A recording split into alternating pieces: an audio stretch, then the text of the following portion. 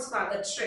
બગદાણા ધામમાં ભાવ ભક્તિ અને ઉમંગ સાથે શ્રી બજરંગદાસ બાપુની પુણ્યતિથિની ઉજવણી કરાઈ। ગોહિલવાડ સહિત સમગ્ર સૌરાષ્ટ્ર જ નહીં પૂરા દેશ અને બહાર ભાવિક સેવકોના આરાધ્ય શ્રી બજરંગદાસ બાપુની પુણ્યતિથિની ભારે ભક્તિભાવ સાથે ઉજવણી થઈ છે। શ્રી ગુરુ આશ્રમ બગદાણા તીર્થધામમાં શ્રી બજરંગદાસ બાપુની 47મી પુણ્યતિથિ ઉજવવામાં આવી। ઉલ્લેખનીય છે કે અયોધ્યામાં શ્રી રામ જન્મભૂમિ તીર્થમાં પણ શ્રી બજરંગદાસ બાપાના નામથી અન્નક્ષેત્રનો પ્રારંભ થયો છે। શ્રી ગુરુ આશ્રમમાં વહેલી સવારે મંગળા આરતી, ધ્વજા પૂજન, ધ્વજારોહણ, ગુરુ પૂજન, રાજભોગ આરતી સાથે ભવ્ય નગર યાત્રા યોજાઈ હતી।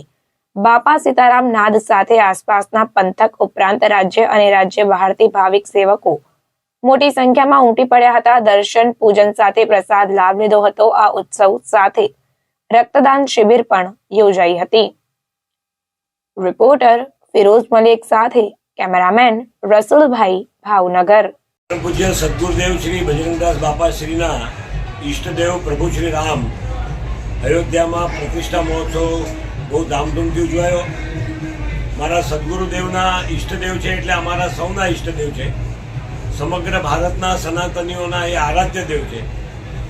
અયોધ્યામાં જેવી રીતના બગદાણામાં અન્નક્ષેત્ર ચાલે છે એ રીતે અયોધ્યામાં અન્નક્ષેત્ર આજે પૂજ્ય બાપાશ્રીની 47મી પુણ્યતિથિ નિમિત્તે આજથી એની શરૂઆત થઈ છે।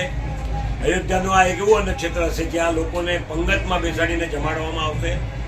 સવારે ગાંઠિયા, લાડવા, દાળ, ભાત, શાક અને રોટલી, સાંજે ખીચડી, કઢી, શાક, રોટલી અને દૂધેવાળું કરાવવું એવો મારા ગુરુ આશ્રમમાં જે પરંપરા છે અન્નક્ષેત્રની એ અયોધ્યામાં બી જ્યાં સુધી ભગવાનની ઈચ્છા હશે ત્યાં સુધી એ અન્નક્ષેત્ર ત્યાં ચાલુ રહેશે।